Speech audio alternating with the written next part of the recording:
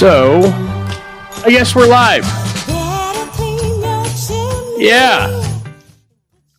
We are live. It actually worked, I think, for the first time in a long time. I'm a little early using StreamYard as our proxy to get into the YouTube. Well, to get into my channel to start the live. So, it should take a little while for that to show up. So, I'm just sitting here jamming to some canned Christmas music.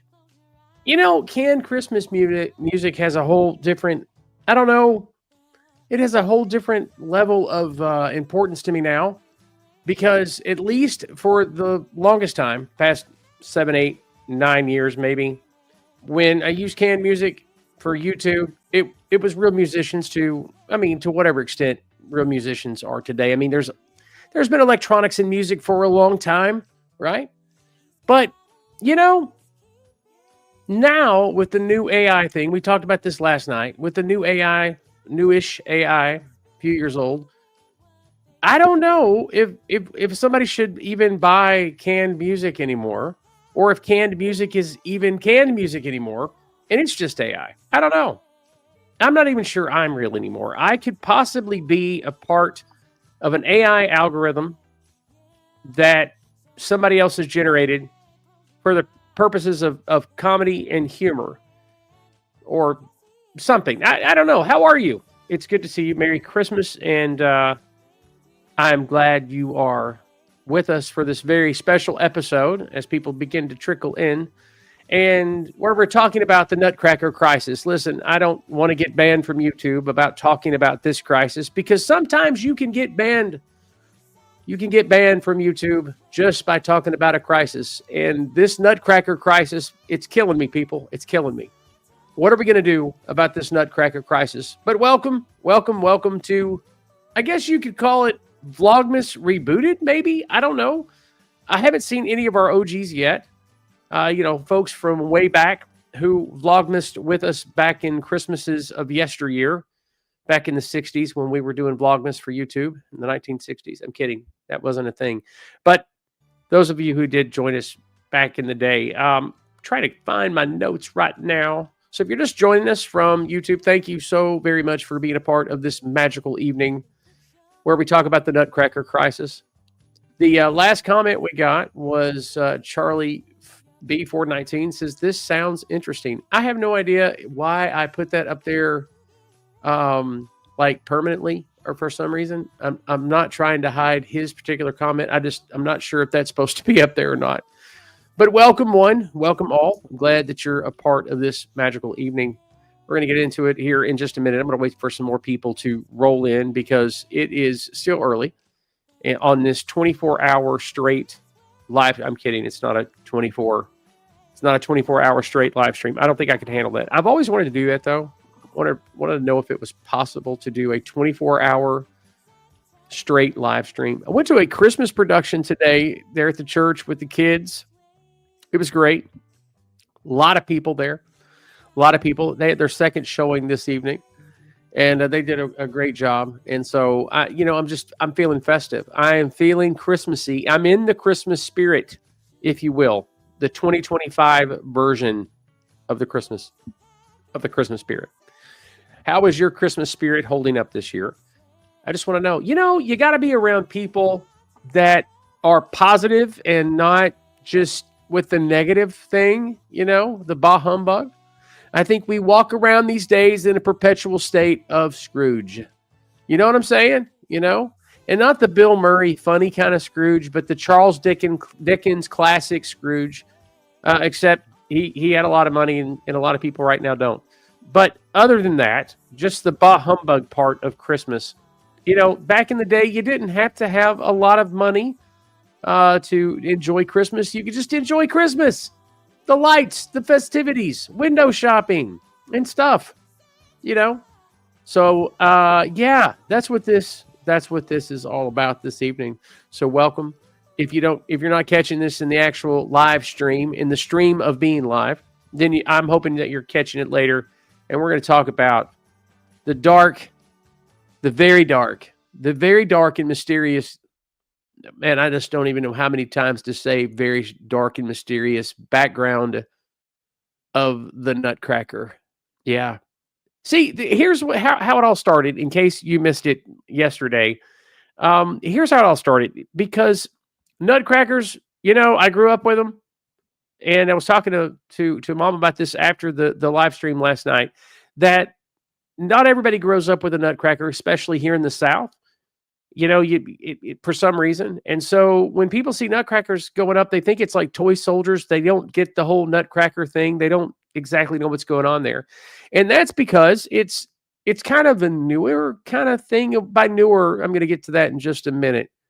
But Nutcrackers, you got to have one because you can't use your teeth because it'll crack your teeth. I mean, think about it. You've got nuts. You get nuts at Christmas, right? Or at least somebody does at some point. Chestnuts roasting on an open fire and all that. I think that's from the Great American Chess Tree, which is almost extinct, which is probably why nobody's in the Christmas mood, is because of chestnuts. I don't know.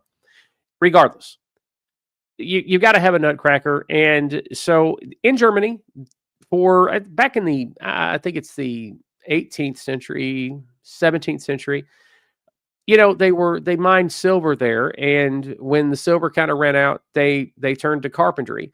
And so during the wintertime, long winters there, it's not like here in the South, very long winters.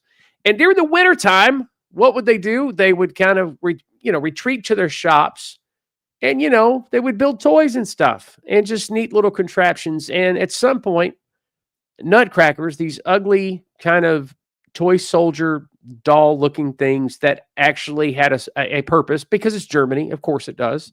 You got to have a purpose for everything. And so this kind of toy had a purpose. It cracked nuts. And so thus the Nutcracker was kind of born, and they would decorate it in different ways and stuff like that. I mean, most of the time these days, your Nutcrackers, well, they're not made in Germany, they're made in China. But still, they were birthed, if you will, there in Germany. So to make a long story short, the years roll by and they kind of catch on and they become a thing.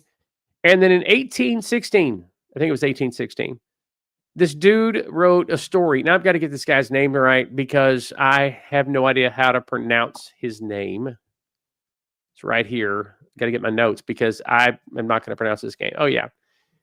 E.T.A. Hoffmann. It's a really hard name to pronounce. Hoffmann, Mr. Hoffmann, he wrote the first Nutcracker story that gets published. And it's a very twisted psychological story full of nightmares, a 7-headed mouse king, cursed princes, and a heavy dose of childhood trauma. I mean, this thing is what nightmares are made of. The original story is Nightmare on Elm Street, people. It is Nightmare on Elm Street. It's pretty gross. It's not gross, but I mean, it's not the Christmas tale that you would associate with today. With when you think of the Nutcracker and Sugar Plum Fairy and all that stuff, you wouldn't think of this story out of the 19th century. And it's a shame too, because is it a Christmas story originally? Yeah, it is. It is. You've got this young girl. Her name's Marie Stahlbaum. She receives a Nutcracker doll. It's shaped like a little man from her eccentric godfather Drosselmeyer. And that night, the Nutcracker, he comes alive, and he leads an army of toys in a bloody battle against a 7-headed mouse king. But the battle doesn't go well for the Nutcracker, and he needs saving because he's a Nutcracker. People, he's not a soldier. He's a Nutcracker. But I digress. That's not even the point. Marie saves the Nutcracker by throwing her slipper, because on a field of battle, that is what the army's looking for now. They're looking for some fine men and women who can throw slippers. But she throws her slipper.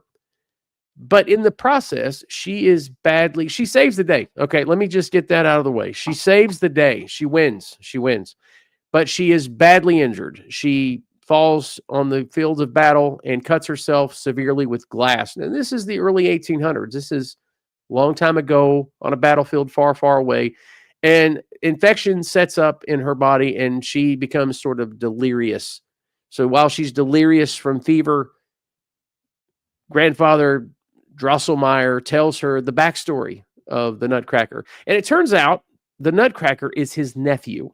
Okay. It turns out that the Nutcracker is grandfather Drosselmeyer's nephew. And he's basically, he's under a curse, people. He's under a Christmas curse, if you will. And the Mouse Queen. Now, you've met the mouse, the seven-headed Mouse King, but now you're meeting the Mouse Queen. She had placed his nephew under a curse, turning him into a Nutcracker because he tried to kill her children. I'm not making this up. That is the real Nutcracker story. He tried to kill her baby mice. Yeah. So to break the curse, the Nutcracker has to slay the Mouse King, and win the love of a woman, a girl who loves him despite his ugliness as a Nutcracker. So Nutcrackers have always been ugly. They've always been ugly. That was kind of the thing. They're kind of distorted looking, weird. They're wooden. They're not soft. So at that point in the story, after grandfather Drosselmeyer tells her the story, she goes on this like acid trip or something. She has like a surreal fever dream adventure, and she, with the Nutcracker, mind you, and they go from like one storyland to the next until she's swept off her feet, I guess. I'm still not following how she fell in love with the Nutcracker because of going on this fever dream thing, but she confesses her love for the Nutcracker. It breaks the curse. The curse is lifted. Hooray! And the Nutcracker is a real boy. So the Nutcracker lives, and years later, but again, it's really weird. Like, you're not sure if it's a dream or not, because years later, the prince, which is Drosselmeyer's nephew, shows up at their house, at the Stahlbaum's house, and marries Marie, and they live happily ever after, I guess. I mean, it's just kind of weird. I don't know. It's just, whatever. Now, they softened this up in 1844. The guy that wrote the Three Musketeers, Dumas, the guy that wrote the original Three Musketeers, Dumas, he kind of rewrites the story, and he calls it The Story of a Nutcracker, and it's basically a toned down version. He removes a lot of the creepy German weirdness, and basically everything that's in the ballet, the musical that we all love, that's where it comes from. The Dumas's version of the 1816 story that was written. Now, the ballet comes out in 1892, same century, but many, many decades later. So Tchaikovsky, he writes this beautiful, symphony they have a choreographer who comes in, and they have this great Christmas ballet. It flops. Nobody likes it. They make fun of it. It just totally bombs. And so you would think that it would just fall into obscurity and you and I wouldn't be talking about it right now. But that's not the case. There's more. Because in 1932, it stays alive, and as far as the ballet does, and there's a performance in the U.S. in 1932 in San Francisco, I think, in 1930. It may be 1934. I can't remember. But it's like right then, before World War II. It doesn't go great. It's fine. It doesn't go great. It's a pass, I guess, but it's not a huge hit right off the bat until 1944. And this is where it gets interesting, because Christmas as we know it, the songs, the carols, the whole nine yards, like a lot of what we love about Christmas comes from this era right here, including the Nutcracker, because it's the turning point for the Nutcracker. And what happened in 1944? Well, in 1944, it's a big deal, because in World War II, they're right there at the height of World War II. Fantasy escapism becomes very popular. It becomes the fad. It's a deliberate, presenting the Nutcracker, at different theaters in the U.S. becomes a huge hit because it's escapism. So it's very beautiful, and there's snow and a tree, a lit tree on the stage, because it's a part of the opening scene. And so it's very, it's just very Christmassy, if you will. And that was wartime. In World War II, during and right after World War II, Americans craved family-friendly, feel-good holiday entertainment. I think we're craving that now, to be honest with you. But the Nutcracker snow scene, the glittering Christmas tree, all of that stuff kind of plays into this warm environment that people love, that I love to this day, that many of you probably love or maybe not, but people still go for it. But another reason why 1944 is huge is for a few years earlier is Tchaikovsky's music was used in a very famous movie called Fantasia. And that was in 1940. And Disney had already primed the public. Disney had already primed the public and said, hey, we got this, let's listen to this great song, this great music here. And the Nutcracker Suite segment in Fantasia, the dancing flowers, the mushrooms, the fish, etc. Well, we were already familiar with the music as the ballet began to spread across the U.S. So that's kind of cool. And in the sense of how it, the origin story of the Nutcracker that everybody, fawns over and goes and sees every single year. Television followed through in the 1950s. They started showing the Nutcracker on television, and that's going to give it life as well. But it gets better because over the Cold War, there's, during the Cold War, the 1950s, 60s, 70s, 80s, 89, I think is when the Cold War ended. That's when we usually say it ended. It becomes a part of, basically the family boom, the boomers generation. They kind of take it to a new level because, listen, Fantasia comes out at the beginning of the boomer era. So it's a kind of a part of their childhood, but then it just increases exponentially. So, yeah. So that is the story, the dark, twisted story of, the 19th century. But I don't know, if you think about the 19th century, it's kind of twisted anyway.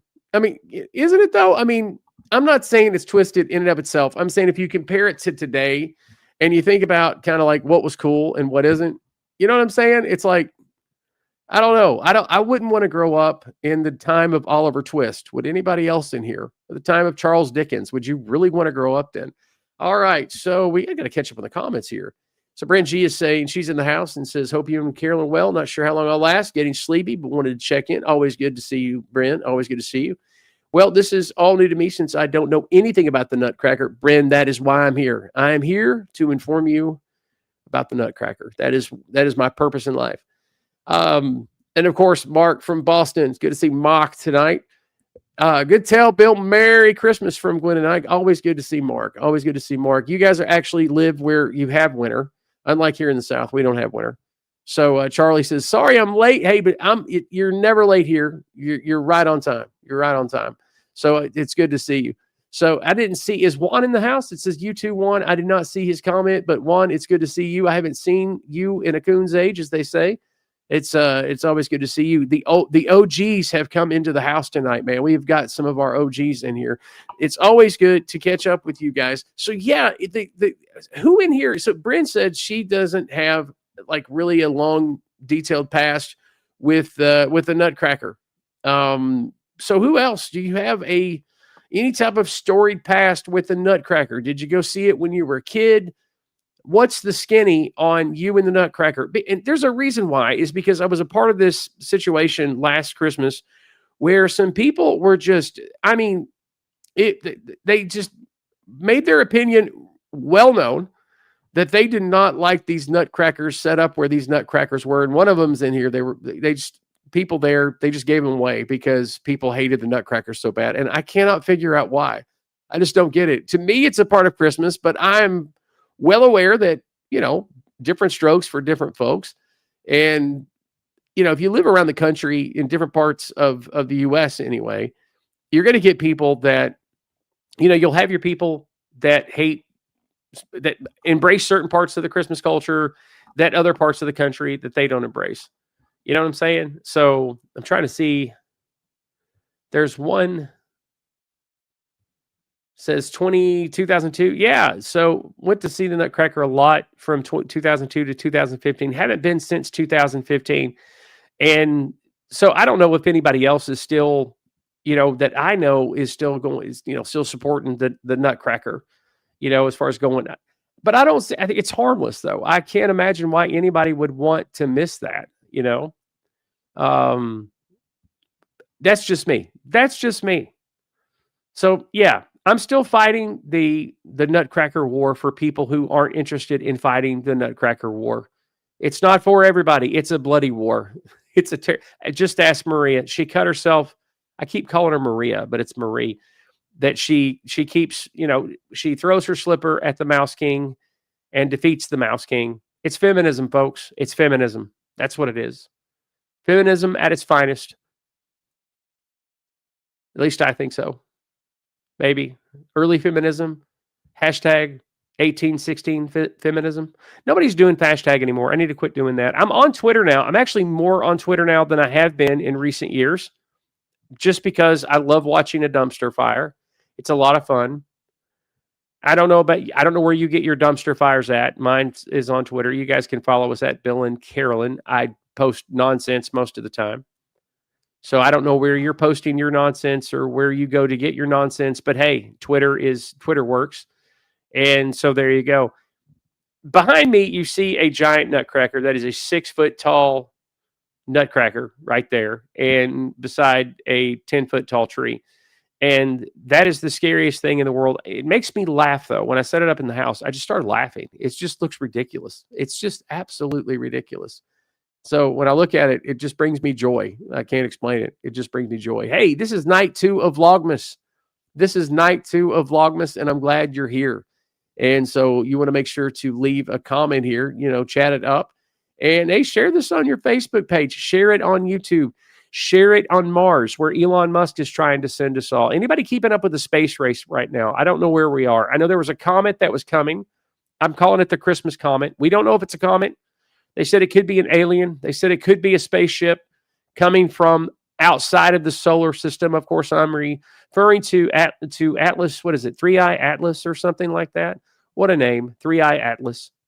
I don't know, folks. It's going awful fast to be a UFO. It needs to slow down if it's going to come here, right?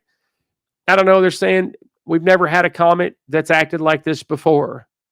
And it's going to be very close to the Earth here very soon. The closest point that it will be to the Earth is coming here soon. And the inside of that thing looks like that Christmas tree back there. And I keep up with this stuff because I'm a glutton for punishment. I don't believe in UFOs, not really. Let me take that back. I believe in UFOs because it's an unidentified flying object, or UAPs or whatever. But I don't believe in intelligent life, outside the planet Earth. Just one of those guys. I'm just a hater on E.T. But that being said, I'm not trying to offend anybody who does. If you do, good for you. Good for you. I applaud. You are awesome. It's fine if you want to. As for me, I just, where are they at? That's my thing. Is like, you would think that they'd be like flying around everywhere. It makes for good science fiction, right? You got the aliens that are the good aliens in some movies, and then in some movies they're bad aliens. Just for once, I would like a movie where aliens are portrayed as just kind of like people, where you got your good ones, you got your bad ones. But either way, we have a definitive Christmas comet this year, kind of. I mean, it's going to be on its way. It's kind of early, more like a Hanukkah comet, but it's kind of early. I can't seem to can't seem to catch a break on the comets.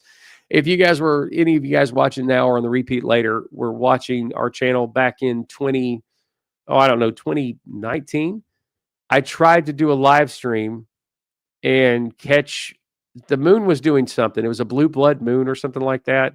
It was a lot of fun. It was a lot of fun I botched it bigger than snot. It was a dumpster fire. And for live streams, I want to say we had like 3,000 people that showed up because of it was like accidental clickbait. It's a long story, but it was a lot of fun. And I was so excited because I think we had, I don't know, 1,000 subscribers then or something. And I was trying to live stream this blue blood moon and capture it with the cell phone. It was ridiculous. It was awful. But you live and learn, and I never tried that again. I don't think I live streamed for a long time after that. I can't remember. Mark probably would have to tell us. Saw this performance at the Cow Palace in California. Totally engaging for an 11-year-old. Yeah, for an 11-year-old, I'm telling you, the Nutcracker, when you're young, it's pretty awesome. Especially if you see a great production of it. Chattanooga's okay. Like definitely wouldn't want to put down the city here because Chattanooga's charming. You got Rock City and an aquarium for some reason, and we have stuff here. We have a theater. We have a mall. We have a city. We have Chattanooga, but the theater scene down at the Tivoli, it's good, and I'm sure they're going to do a great job this year, like they do every year at the Nutcracker. But I'm sure bigger cities do, bigger city stuff, right? I talked about Radio City Music Hall last night and being just the best Christmas show I've ever seen up in New York. But of course, it's New York. You're on Broadway. You're on like right or Broadway's there somewhere. Actually, I don't think Radio City is on Broadway. I don't remember where Radio City is, but I just know their Christmas show is awesome. Their Christmas show is awesome. What's your favorite traditions about? What do you do at Christmas? What do you do? Do you go? I know that Carolyn used to do the Christmas light thing every year.